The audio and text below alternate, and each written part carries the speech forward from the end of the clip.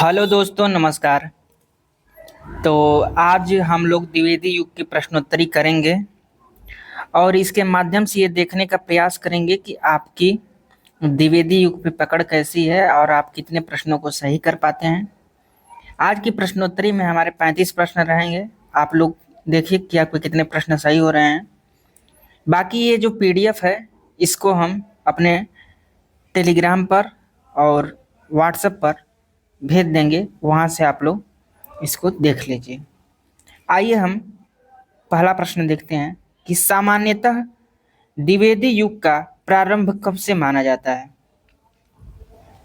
1920 ईस्वी, 1918 ईस्वी, 1900 ईस्वी, 1957 ईस्वी। सही उत्तर का आप लोग चयन करें कि द्विवेदी युग का प्रारंभ कब से माना जाता है। तो देखिए, द्विवेदी युग का जो प्रारंभ है वो सामान्यतः 1900 से लेकर के 1920 तक मानते हैं। कुछ लोग 1918 तक भी मानते हैं, तो इसलिए आपका सी ऑप्शन सही हो जाएगा। अगला प्रश्न है कि आचार्य रामचंद्र शुक्ल ने अपने इतिहास ग्रंथ में द्विवेदी युग को किस प्रकरण में रखा है? ये बहुत ही इंपॉर्टेंट प्रश्न है, ठीक है। प्रकरण 1 में, प्रकरण 2 में, प्रकरण 3 में, प्रकरण 4 में। सही उत्तर का आप लोग चयन करें। आपका सही उत्तर क्या होगा? तो देखिए, जो रामचंद्र शुक्ल हैं, इन्होंने द्विवेदी युग को प्रकरण 3 में रखा है, ठीक है। और प्रकरण 2 में भारतेंदु युग को रखे हैं। अब प्रकरण 1 में भारतेंदु पूर्व युगीन जो साहित्य था उसको रखे हैं, ठीक है। और प्रकरण 4 में छायावाद। आइए हम अगला प्रश्न देखते हैं कि द्विवेदी युग को किसने जागरण सुधार काल नाम दिया है? ये जो नामकरण होता है कि किसी भी काल में सभी लोग अपने अपने मत के हिसाब से नामकरण कर देते हैं, तो आपको ये बताना है कि द्विवेदी युग को किसने जागरण सुधार काल नाम दिया है। आपके सामने ऑप्शन है डॉक्टर नगेंद्र, रामचंद्र शुक्ल, बच्चन सिंह, रामविलास शर्मा। तीसरे नंबर का आप लोग सही उत्तर बताने का प्रयास करें। तो देखिए, आपका जो सही उत्तर हो जाएगा वो हो जाएगा डॉक्टर नगेंद्र, क्योंकि डॉक्टर नगेंद्र ने ही द्विवेदी युग को जागरण सुधार काल नामकरण किया है। Option number 1 is right. अगला प्रश्न देखेंगे कि सरस्वती पत्रिका का संपादन कब से प्रारंभ हुआ था? 1857 ईस्वी, 1903 ईस्वी, 1860 ईस्वी, 1900 ईस्वी। चौथे नंबर का आप लोग सही उत्तर बताइए। तो सरस्वती पत्रिका का संपादन 1900 ईस्वी से प्रारंभ हुआ था और 1903 ईस्वी से आपके महावीर प्रसाद द्विवेदी जी इसकी कमान अपने हाथ में लिए थे। तो ये भी प्रश्न बनता है। प्रश्न नंबर 5 है कि द्विवेदी युग के किस कवि को कविता कामिनी कांत, भारतेंदु प्रज्ञेंदु, साहित्य सुधाकर, ये कविता कामिनी कांत, भारतेंदु प्रज्ञेंदु, साहित्य सुधाकर, इन उपाधियों से विभूषित किया जाता है? किसको किया जाता है? भारतेंदु हरिश्चंद्र, श्रीधर पाठक, जगन्नाथ दास रत्नाकर, नाथूराम शर्मा शंकर। सही उत्तर का आप लोग चयन करें। तो देखिए, 5वां नंबर का आपका सही उत्तर हो जाएगा नाथूराम शर्मा शंकर। इनको भारतेंदु प्रज्ञेंदु, कविता कामिनी कांत, साहित्य सुधाकर, इन उपाधियों से विभूषित किया गया। अगला प्रश्न देखते हैं, प्रश्न नंबर 6 कि किस कवि ने त्रिशूल उपनाम से राष्ट्रभक्ति परक कविताएं लिखी हैं? किसका उपनाम त्रिशूल था? रामधारी सिंह दिनकर, गया प्रसाद शुक्ल स्नेही, हरिऔध, मुकुटधर पांडे। सही उत्तर का आप लोग चयन करें कि किसने त्रिशूल नाम से राष्ट्रभक्ति परक कविता लिखी है। तो देखिए, 6 नंबर का आपका जो सही उत्तर हो जाएगा वो हो जाएगा गया प्रसाद शुक्ल स्नेही। ये त्रिशूल नाम से कविता लिखते थे। अगला प्रश्न है कि राम नरेश त्रिपाठी कृत पथिक किस विधा की रचना है? खंड काव्य, महाकाव्य, चंपू, लंबी कविता। 7 नंबर का आप लोग सही उत्तर बताइए कि जो राम नरेश त्रिपाठी ने पथिक लिखा है वो कैसी रचना है। तो देखिए आपका जो सही उत्तर हो जाएगा वो हो जाएगा खंड काव्य। पथिक एक खंड काव्य है। अगला प्रश्न 8 नंबर कि प्रिय पति वह मेरा प्राण प्यारा कहाँ है, दुख जल निधि डूबी का सहारा कहाँ है। पंक्तिकार कौन है? जयशंकर प्रसाद, हरिऔध, श्रीधर पाठक, मैथिली शरण गुप्त। 8 नंबर का सही उत्तर बताने का आप लोग प्रयास करें। तो देखिए आपका जो सही उत्तर हो जाएगा वो होगा हरिऔध। ठीक है। अगला प्रश्न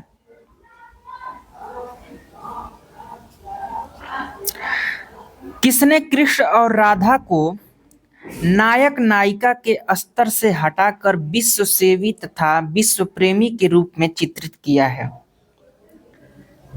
श्रीधर पाठक ने, जगन्नाथ दास रत्नाकर ने, हरिऔध ने, नाथूराम शर्मा शंकर ने।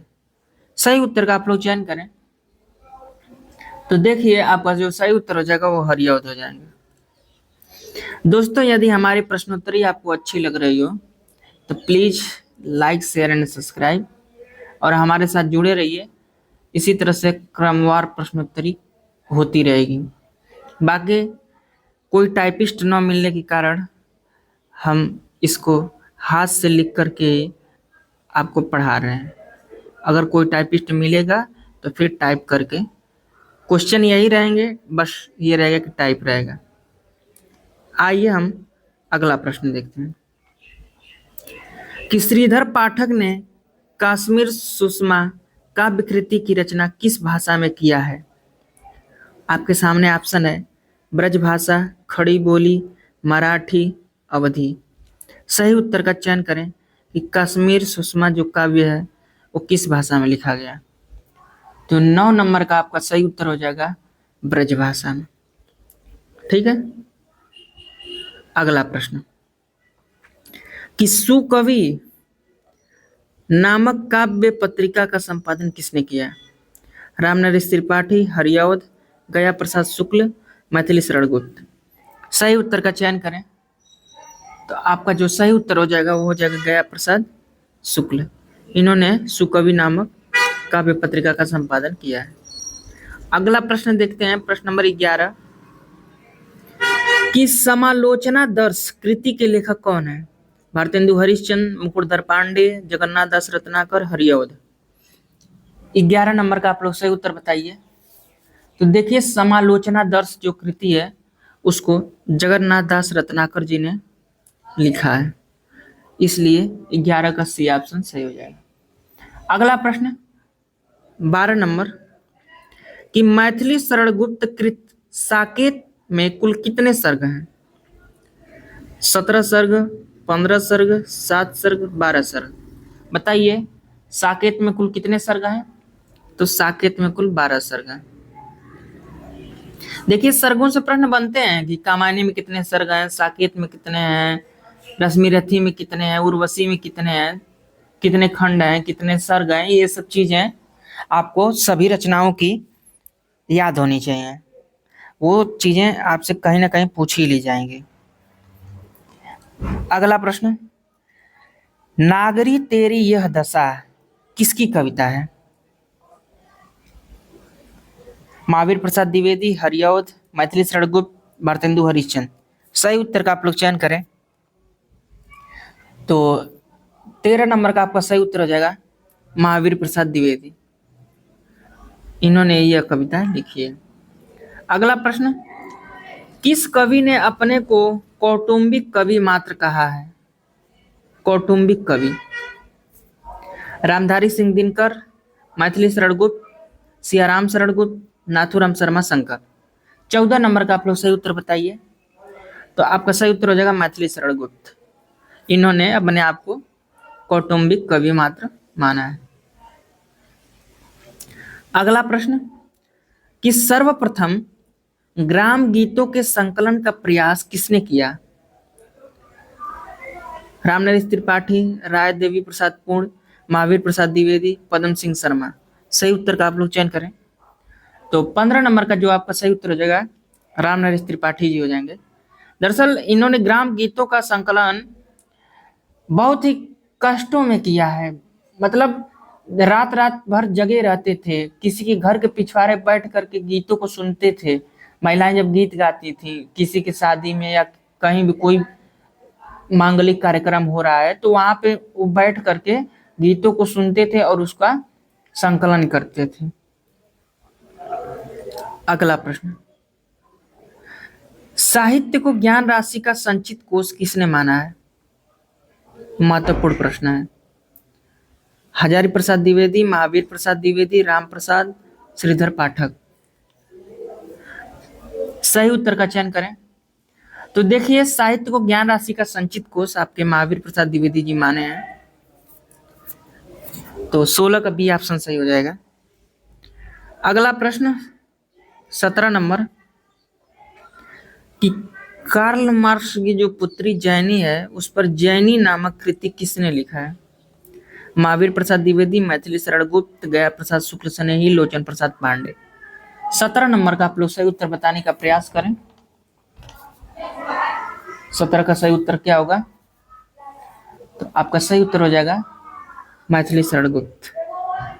जैनी कृति मैथिली शरण गुप्त की है। मैथिली शरण गुप्त ने कितने महाकाव्य लिखा है? ये महत्वपूर्ण प्रश्न है, क्योंकि इनकी खंडकाव्य और महाकाव्य को लेकर के कंफ्यूजन लोगों में रहती है। 19, 7, 2, 4। सही उत्तर का चयन करिए आप लोग कि इन्होंने कितने महाकाव्य लिखा है। तो आपका सही उत्तर हो जाएगा 2। बाकी 19 खंडकाव्य लिखे हैं। ठीक है। अगला प्रश्न, साहित्य को ज्ञान राशि का संचित कोष किसने माना है?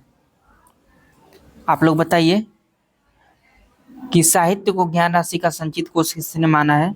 ये प्रश्न रिपीट हो गया है। आपका सही उत्तर हो जाएगा महावीर प्रसाद द्विवेदी। अगला प्रश्न, मैथिली शरण गुप्त मूलतः भक्त कवि हैं। कौन कवि हैं? राम भक्त कवि, कृष्ण भक्त कवि, निर्गुण कवि, वैष्णव भक्त कवि। 20 नंबर का सही उत्तर बताइए। तो देखिए गुप्त जी राम भक्त कवि हैं। अगला प्रश्न, रीतिकालीन श्रृंगार भावना का तीव्र विरोध किस युग में हुआ? छायावाद, भारतेंदु युग, प्रयोगवाद, द्विवेदी युग। 21 नंबर का आपका सही उत्तर हो जाएगा द्विवेदी युग।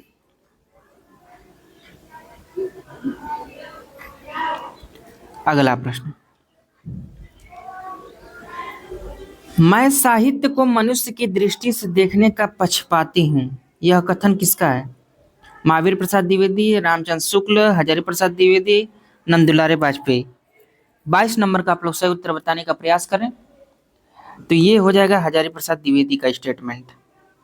ये साहित्य को मनुष्य की दृष्टि से देखने के पक्षपाती थे।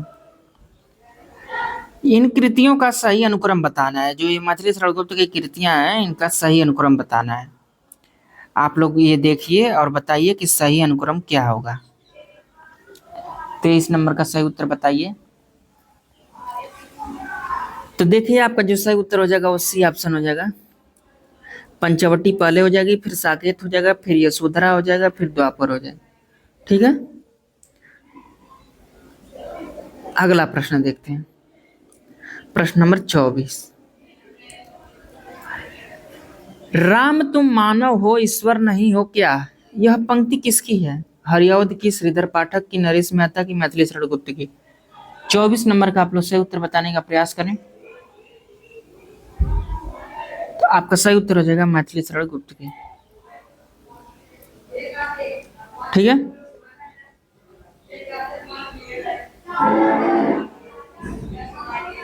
अगला प्रश्न, आचार्य रामचंद्र शुक्ल ने द्विवेदी युग की समय सीमा निर्धारित की है।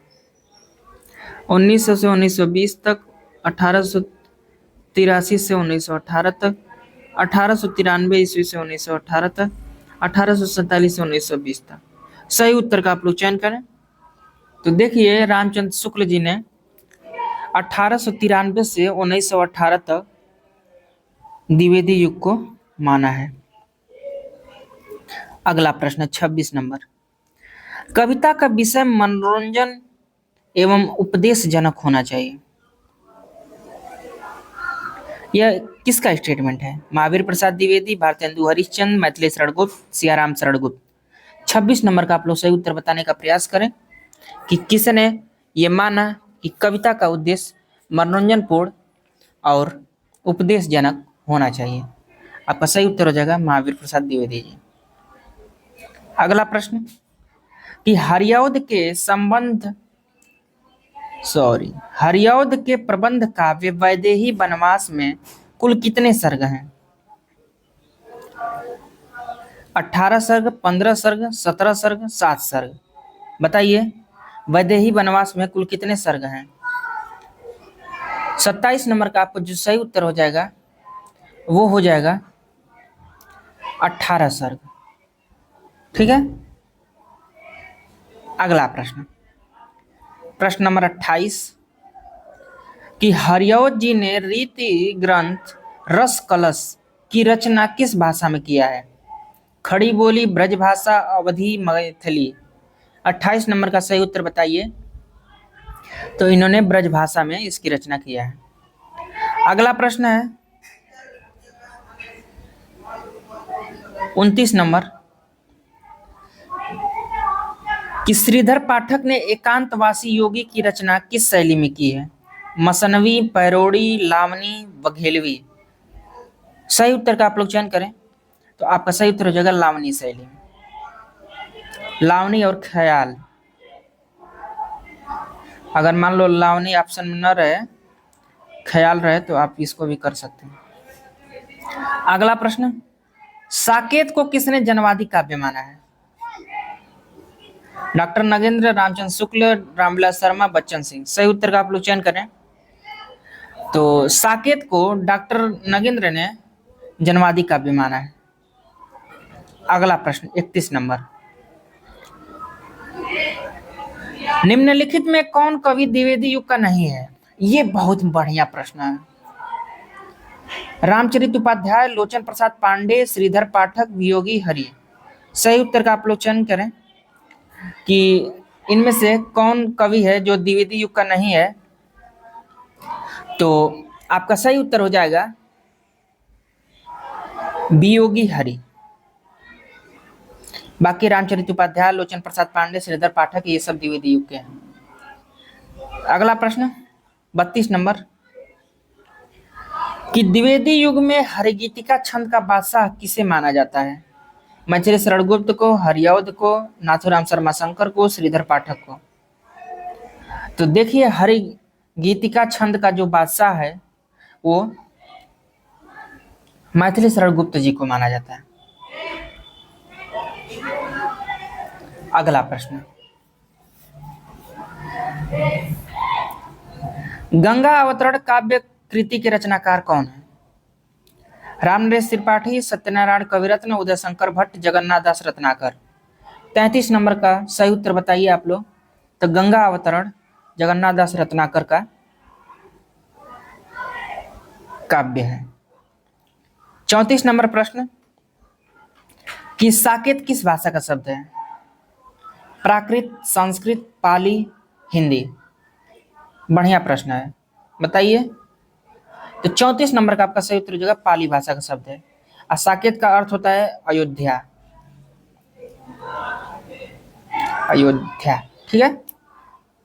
और आज का अंतिम प्रश्न कि जूही की कली कविता का प्रकाशन वर्ष क्या है?